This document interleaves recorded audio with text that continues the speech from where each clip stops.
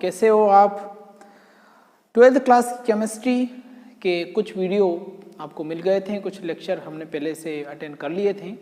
अगर आपने वो लेक्चर अटेंड नहीं किए तो मैं आपसे रिक्वेस्ट करूँगा कि आप सबसे पहले वो वीडियो लेक्चर अटेंड करें, क्योंकि आप वो वीडियो लेक्चर अटेंड करेंगे तभी आपको ये जो क्लास है, ये जो लेक्चर है, इसमें जो टॉपिक है वो समझ में आएगा। क्योंकि उसके पहले हमें समझना पड़ेगा कि विलेय क्या होता है, विलायक क्या होता है ना, नॉर्मेलिटी क्या होती है, मोलरिटी क्या होती है, ठीक है, पीपीएम क्या होता है ना, सॉल्वेंट क्या होता है, सोल्यूट क्या होता है, सॉल्यूशन कैसे बनता है, बाइनरी सॉल्यूशन क्या होता है, टर्शियरी सॉल्यूशन क्या होता है, ऐसे बहुत सारे टॉपिक हैं। तो आप पिछले जो वीडियो हैं वो ज़रूर देखें, उसके बाद ही इस वीडियो को देखना शुरू करें। बेटा आज हमारा जो टॉपिक है वो है मोल अंश, जो बहुत ही महत्वपूर्ण टॉपिक है इस चैप्टर का, और इसीलिए हमने इसको लास्ट में आपको समझाने की कोशिश की है। मोल अंश है ना, इसको मोल प्रभाज भी बोला जाता है, मोल प्रभाज है ना, मोल फ्रैक्शन, मोल फ्रैक्शन। इसके न्यूमेरिकल करने से ज़्यादा इसको समझना जरूरी है। अगर आपने इसको समझ लिया है ना, इजी तरीके से मैं आपको पूरा समझाने का प्रयास करूंगा। मोल फ्रैक्शन क्या होता है, जैसे कि मान लो ये कोई बीकर है ना, कोई कंटेनर है। इस कंटेनर के अंदर क्या है, दो टाइप के लिक्विड भरे हुए हैं, है ना, लिक्विड ए और लिक्विड बी। लिक्विड ए के भी कुछ अणु इसमें डिसॉल्व हैं और लिक्विड बी के भी कुछ अणु क्या है इसमें डिसॉल्व है। अब इन दोनों लिक्विड की जो भी वैल्यू है ना, फॉर एग्जांपल इसकी वैल्यू है 10 ml, बी की वैल्यू मान ली 90 ml, ठीक है। एक और अपन इसमें वैल्यू ले लेते हैं, एक सी पार्ट भी ले लेते हैं, एक और है इसमें टर्शियरी सॉल्यूशन है ना, इसको 50 ml लिया गया। अब इसमें करना क्या है कि सबसे पहले इनको क्या मान लो आप, इनके सबसे पहले इस मोल फ्रैक्शन में प्रोसेस क्या है वो समझ लीजिए। इसमें तीन घटक है ना, ए है, बी है और सी है। तीनों घटक इसमें डिसॉल्व है और तीनों ने मिलकर क्या बनाया, सॉल्यूशन बनाया। ए है, बी है प्लस सी है और क्या बनाया उन्होंने, सॉल्यूशन बनाया, विलयन बनाया।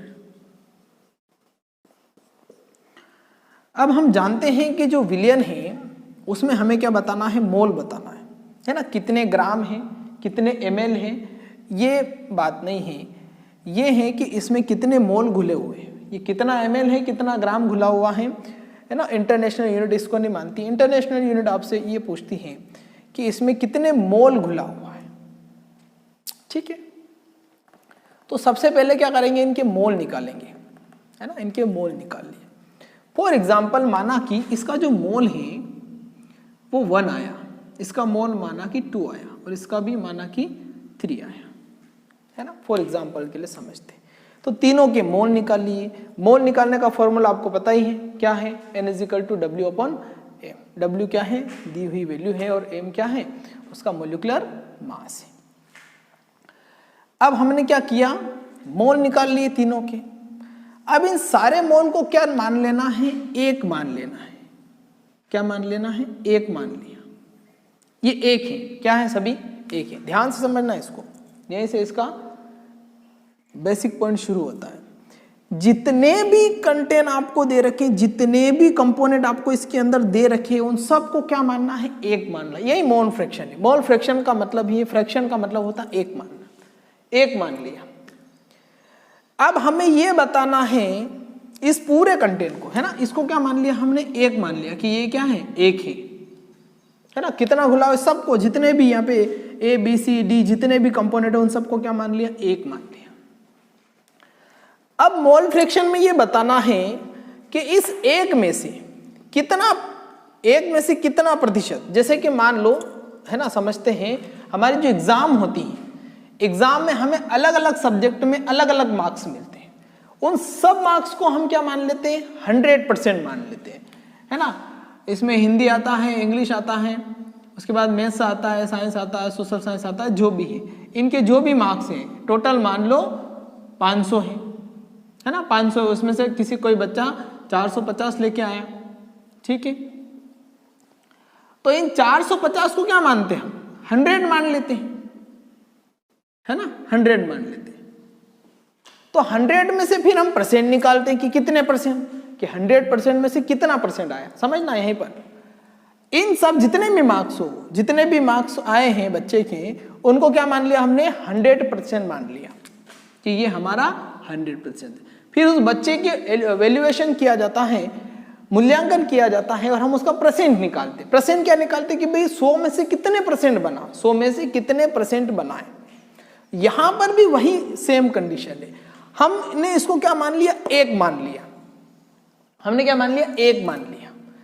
1 मान लिया तो हम इस 1 मानने के बाद में क्या करेंगे, मोल फ्रैक्शन में ये बताएं कि 1 में से A कितना है, 1 में से B कितना है, और 1 में से C कितना है, यही मोल फ्रैक्शन है ना। इसको 1 मान लिया। अब 1 में से यदि A मान लो 0.25 आया, प्लस में जो B है 0.25 आया, और जो C है वो 0.5 आया, तो इन सबको जोड़ेंगे तो क्या आएगा, 1 आएगा, है ना। ये आधा और ये आधे आधे दोनों, ये आपका 0.5 हो जाएगा, प्लस में ये 0.5 इजिकल टू कितना हो जाएगा, 1। तो मोल फ्रैक्शन में आपको ये निकालना है कि पूरे घटक में जो सॉल्यूशन मिक्सचर है, उस मिक्सचर में से A के कितने मोल है, और मोल का में निकालना है कि जो 1 मान लेना है, 1 में से कितना भाग A का है, 1 में से कितना भाग B का है, और 1 में से कितना भाग C का है, यही मोल फ्रैक्शन है। तो हमने यहाँ पे बता दिया है कि जो 1 है, इन सबको क्या मान लिया, 1 मान लिया। तो इस सॉल्यूशन के अंदर 0.25 मोल तो किसके हैं, A के हैं, 0.25 किसके, B के मोल हैं, और 0.5 किसके हैं, C के मोल हैं।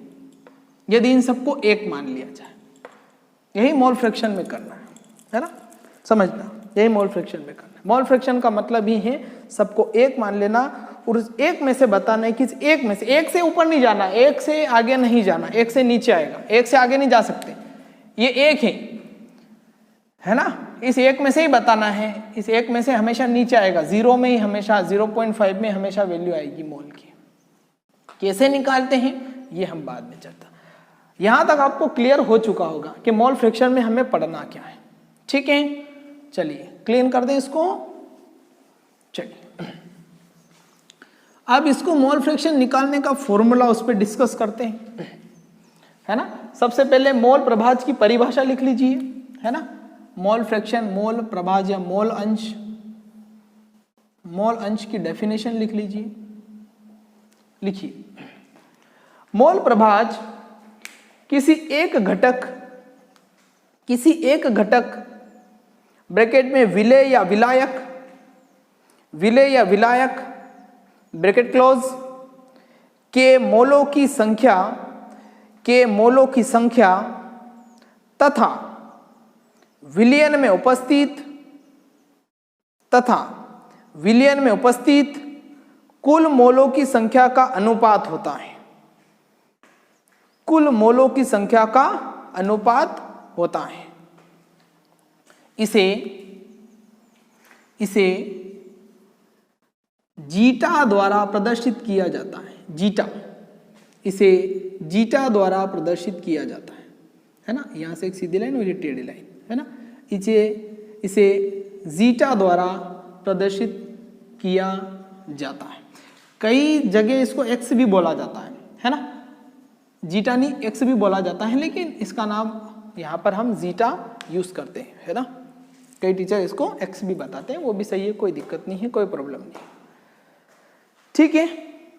तो जितने भी घटक हैं उसका एक अनुपात है ना, 4-5 घटक हैं, उन सब को अलग रख के उसमें से फर्स्ट वाला कितना है, सेकंड वाला कितना है और थर्ड वाला कितना है ना।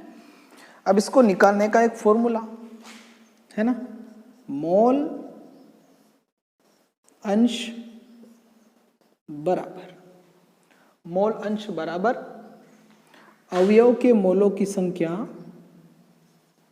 अवयव के मोलों की संख्या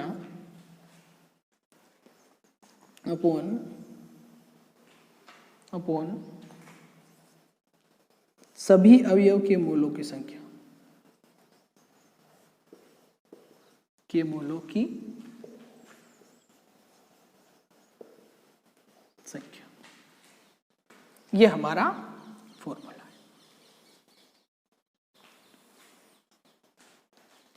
कर लिया नोट? ठीक है, ये हमारा फॉर्मूला है, नोट कर लीजिए। चलिए फिर आप चेंज करके लिखिए,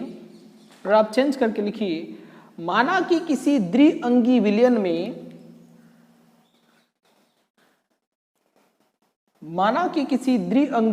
में, ए विलायक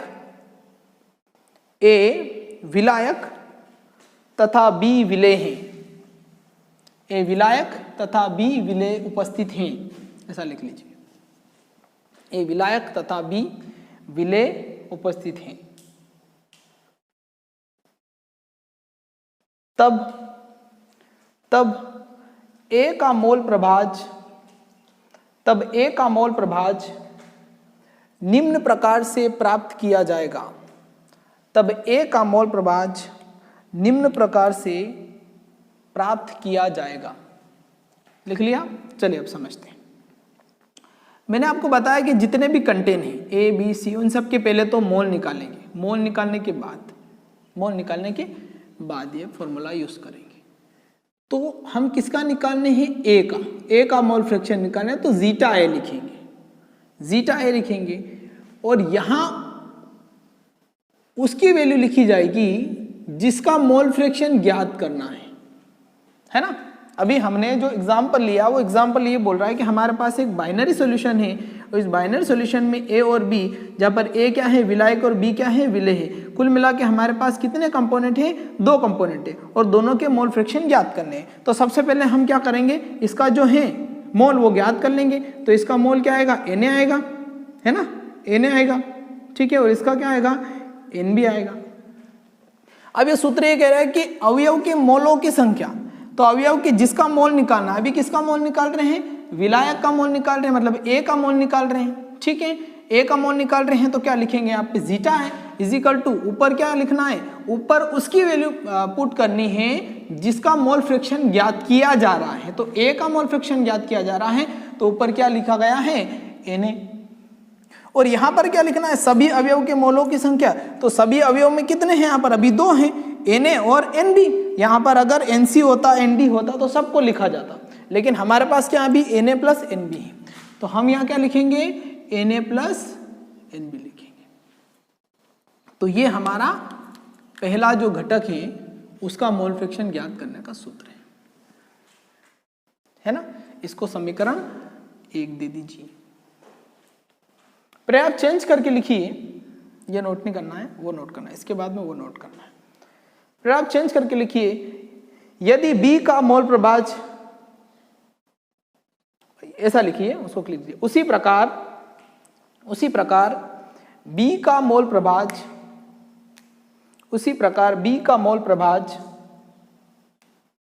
इस प्रकार ज्ञात किया जाता है। B का मोल प्रभाज इस प्रकार ज्ञात किया जाता है ना। अब B का मोल प्रभाज ज्ञात करना है तो क्या लिखेंगे? Zeta B is equal to, ऊपर किसको लिखना है? NB को। NB अपॉन क्या हो जाएगा? नीचे कुल, मतलब कुल वही Na प्लस Nb। तो ये हमारा सेकेंड जो कंपोनेंट है उसका मोल फ्रैक्शन ज्ञात करने का सूत्र है। अब Na-Nb क्या होता है वो हम कई बार पढ़ चुके हैं, है ना। यदि Na is equal to La विलायक है तो क्या है? Wa upon Mb, sorry Ma, है ना। ये हमारा मोल फ्रैक्शन ज्ञात करने का सूत्र है। तो सबसे पहले हमें क्या करना पड़ेगा? Na का मोल ज्ञात करना पड़ेगा, है ना। यहाँ पर आप लिख सकते हो, यहाँ पे आप ऐसा लिख लीजिए, जहां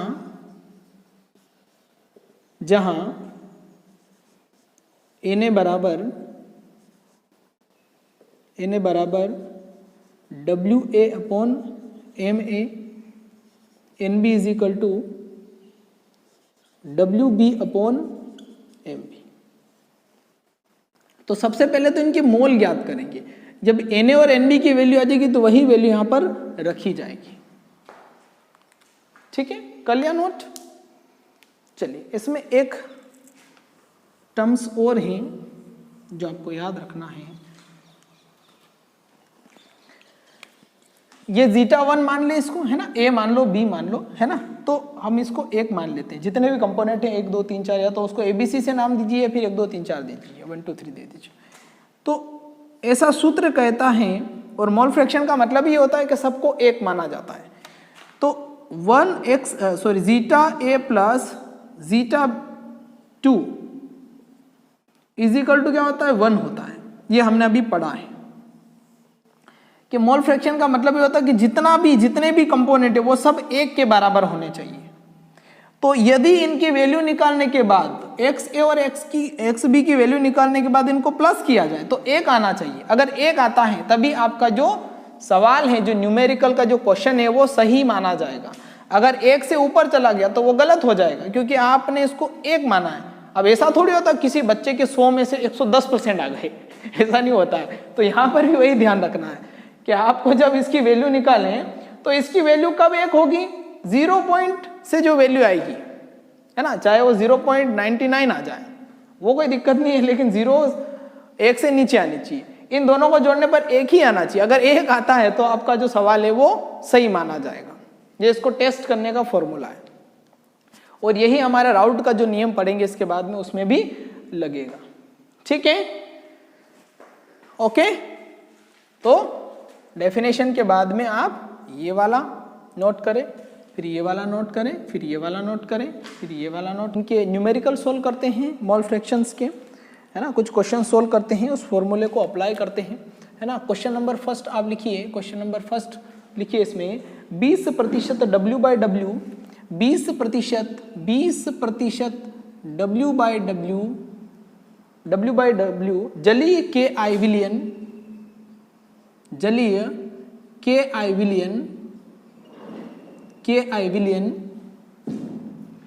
विलयन का मोल प्रभाज ज्ञात कीजिए।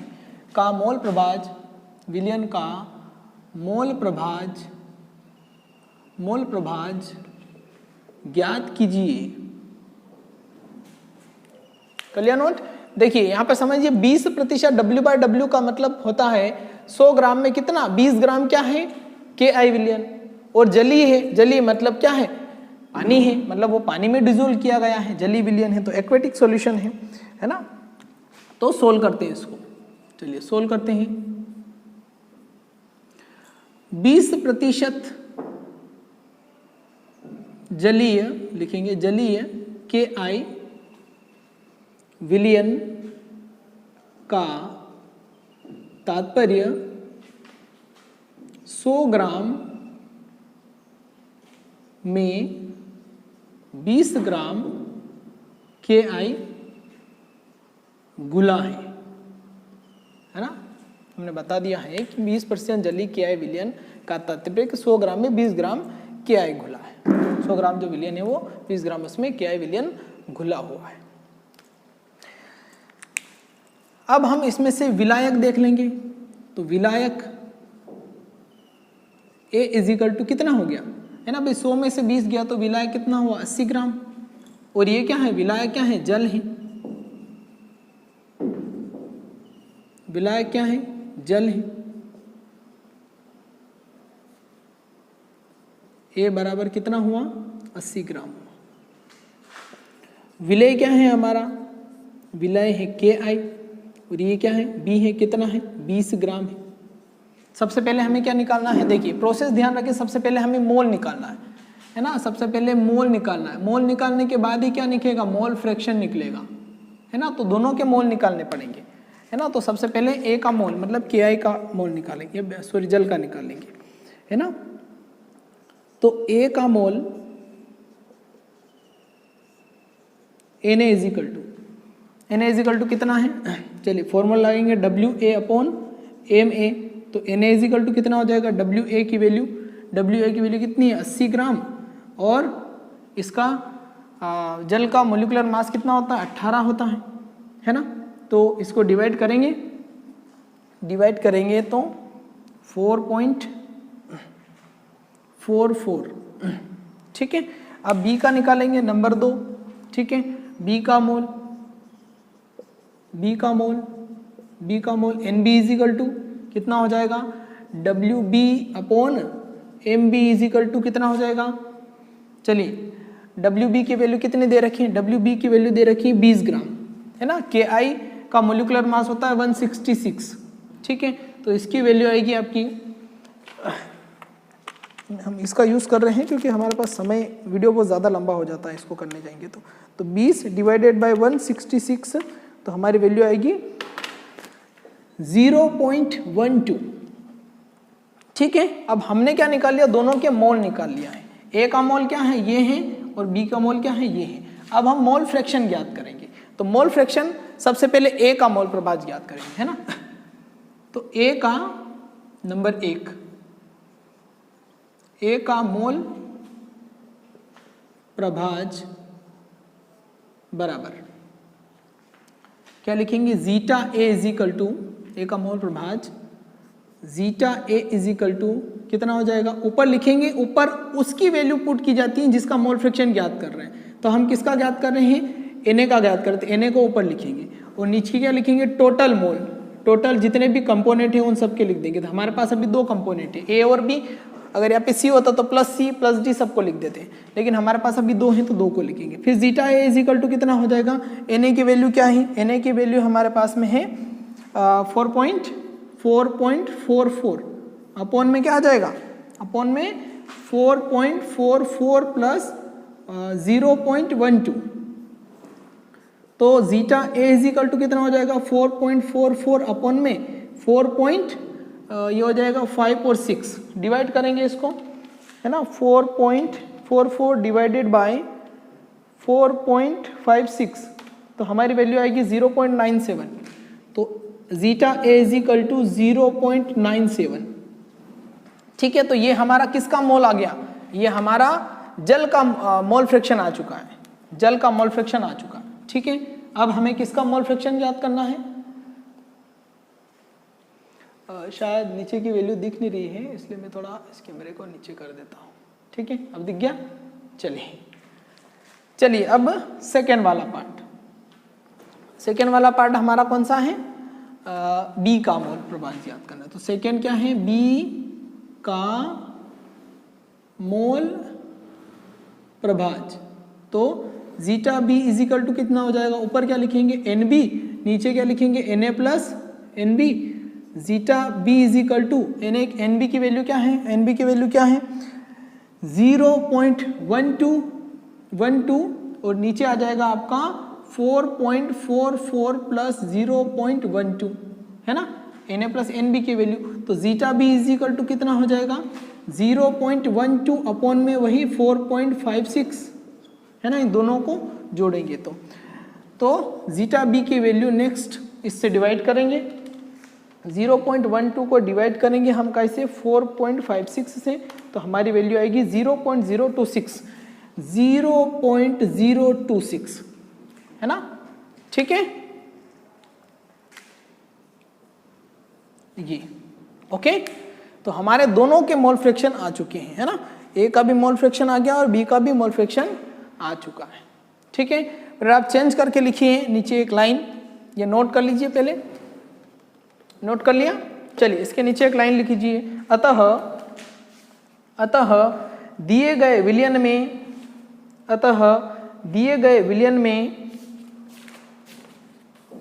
विलयन में जल का मोल प्रभाज 0.97 तथा Ki पोटेशियम आयोडाइड, ब्रैकेट में लिख सकते हो Ki ब्रैकेट में पोटेशियम आयोडाइड ब्रैकेट क्लोज का मोल प्रभाज 0.026 हैं, 0.026 हैं। कर लिया नोट? कर लिया नोट? चलिए एक क्वेश्चन और सोल्व करते हैं। ये नोट कर लिया तो क्लीन कर दें। चलिए क्वेश्चन लिखिए।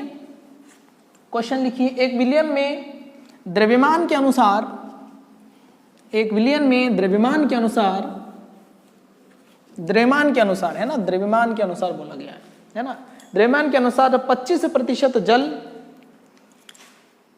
25% जल, 25% जल, 25% ethyl alcohol, 25% ethyl alcohol C2H5 है ना, C2H5OH H2O, और 50% एसिटिक अम्ल है, और 50% एसिटिक अम्ल, एसिटिक एसिड, जिसका सूत्र क्या होता है CH3COOH है। विलियन में प्रत्येक घटक के मोल की गणना कीजिए। विलियन में प्रत्येक घटक के मोल अंश की गणना कीजिए, मोल अंश की गणना कीजिए। कल्याण, और हमारे पास 3 कंपोनेंट है ना, इस बार 3 घटक दे रखे और तीनों का मोल फ्रैक्शन ज्ञात करना है। ठीक है, चलिए अब प्रतिशत दे रखा है। ठीक है, तो सोल्व करते हैं। माना कि लिखेंगे, माना कि विलियन का कुल द्रव्यमान, कुल द्रव्यमान 100 ग्राम है ना। अब यहाँ पे 25%, 25%, टोटल कितना है 100% है ना। तो 25% का मतलब 25 ग्राम जल, और 25% एथिल अल्कोहल मतलब 25 ग्राम एथिल अल्कोहल, और 50% एसिटिक अम्ल का मतलब 50 ग्राम एसिटिक अम्ल। टोटल को मिलाएंगे तो 100 ग्राम है। टोटल कितना हो गया 100 ग्राम है ना। जिसमें माना कि विलियन का कुल द्रव्यमान कितना है 100 ग्राम है, जिसमें 25 ग्राम जल, 25 ग्राम एथिल अल्कोहल और 50 ग्राम क्या हो गया हमारा एसिटिक एसिड हो गया, एसिटिक एसिड हो गया है ना। 25 ग्राम जल है, 25 ग्राम एथिल अल्कोहल है और 50 ग्राम एसिडिक एसिड है। ठीक है, अब इसमें से जिसको XA मानना है उसको XA मान लीजिए, जो ज़्यादा है ना, इसको विलायक मानेंगे है ना। तो इसको हम क्या लिख देंगे यहाँ पर, इसको XA, इसको XB और इसको XC मान लेंगे, मतलब जीटा है, जीटा B और जीटा C, या ABC मान लीजिए, ऐसा कर लीजिए। ये हमारा A है, ये हमारा B है और ये हमारा C है। ठीक है, कोशिश करें कि जो ज़्यादा मात्रा में हो उसको A दिया जाए, बाकी आप ABC किसी को भी दे सकते हैं। अब प्रोसेस वाइज सबसे पहले मोल ज्ञात करने हैं, फिर मोल फ्रैक्शन ज्ञात होगा। तो सबसे पहले इनके मोल ज्ञात करेंगे, मोल अंश ज्ञात करेंगे। ठीक है, तो मोल ज्ञात करेंगे तो लिखेंगे Na का मोल है ना, Na इजिकल टू NaNB ज्ञात करना है। तो Na की वैल्यू, Na हमारा ये है एसिटिक एसिड, तो क्या आएगा WA/WB है ना। तो Na इजिकल टू कितना हो जाएगा, WA की वैल्यू कितनी दे रखी है 50 दे रखी है, और एसिटिक एसिड का जो मोलिकुलर मास होता है वो 60 होता है ना। नोट कर लीजिए, निकाल लीजिए, CH3COOH फॉर्मूला होता है। ठीक है, 60 होता है। ठीक है, उसके बाद में उसी प्रकार से इसको हम डिवाइड करेंगे तो हमारी वैल्यू जो आएगी, हमारी जो वैल्यू आएगी 25%, 50 डिवाइड बाई 60, 0.83 आएगी। ठीक है, तो 0.83 आएगी। ठीक है, ये Na के मोल निकल गए। उसी प्रकार से ये तो फर्स्ट काम हो गया। सेकेंड हमारा क्या है, यहाँ नीचे दिख रहा है, हाँ ठीक है, चलिए यहाँ नोट कर लेते हैं।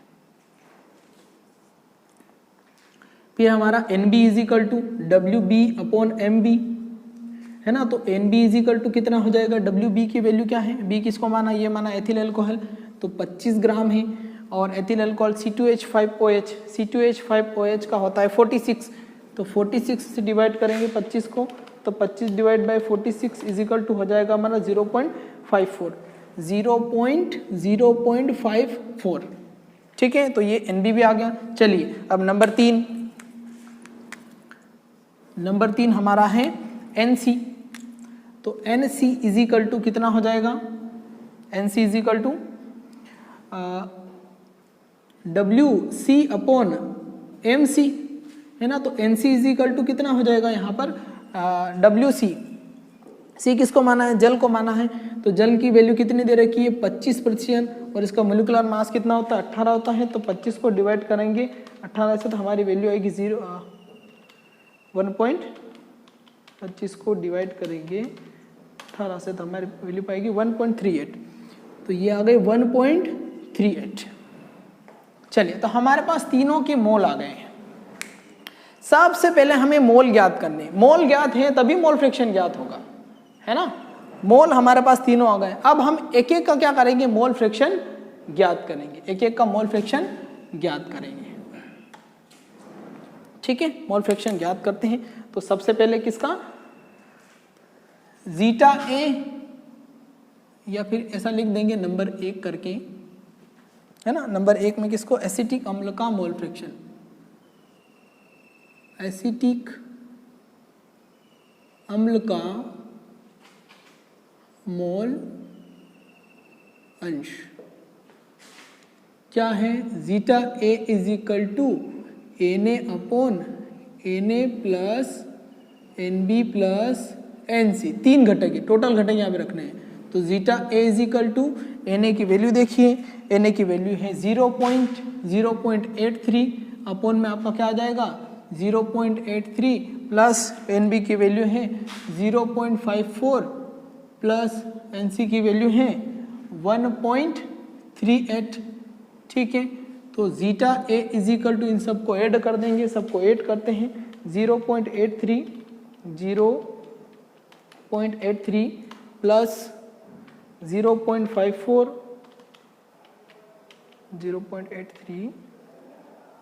प्लस 0.54 प्लस 1.38, तो 2 हमारी जो वैल्यू, ऊपर की वैल्यू ऐसी रख देंगे और नीचे की वैल्यू आ जाएगी 2.73। ठीक है, अब 0.83 को हम डिवाइड करेंगे 2.73 से, तो हमारी जो वैल्यू आएगी zeta A is equal to कितनी आएगी 0.30, ये जीटा ए आ गया। ठीक है, अब दूसरा है नंबर 2 है किसका, नंबर 2 में कौन है, बी में एथिल अल्कोहल है ना। एथिल अल्कोहल का मोल प्रभाज, एथिल अल्कोहल का मोल प्रभाज, तो क्या लिखेंगे zeta B is equal to, क्या लिखेंगे, डायरेक्ट लिख दूं मैं, चलिए फॉर्मूला लिखते हैं। तो एन बी यहाँ पर लिखेंगे, एन बी की वैल्यू निकाल रहे हैं, और नीचे N A plus N B plus N सी।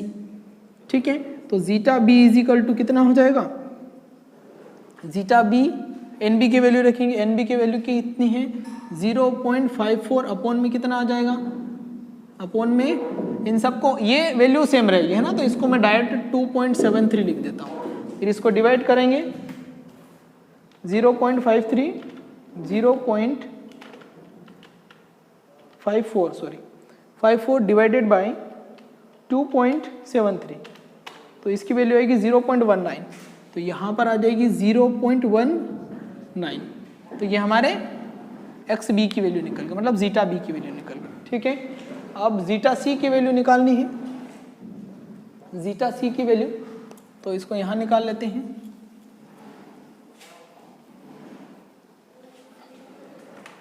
चलिए, जीटा सी मतलब जीटा सी नंबर 3 में कौन है, जल है ना। तो जल का मोल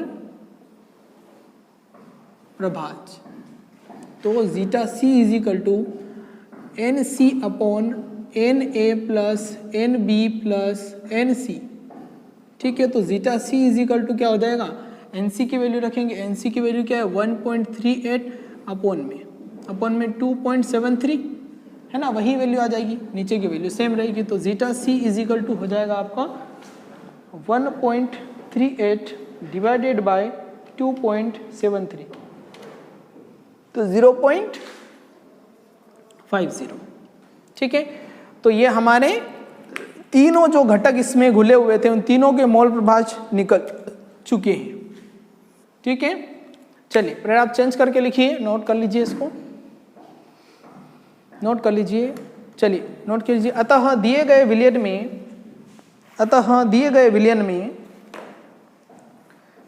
विलयन में एसिटिक एसिड के मोल प्रभाज या मोल अंश, एसिटिक एसिड का मोल अंश 0.30 कोमा एथिल अल्कोहल का मोल अंश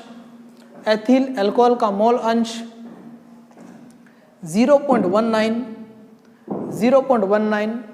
तथा जल का मोल अंश 0.50 है, 0.50 है।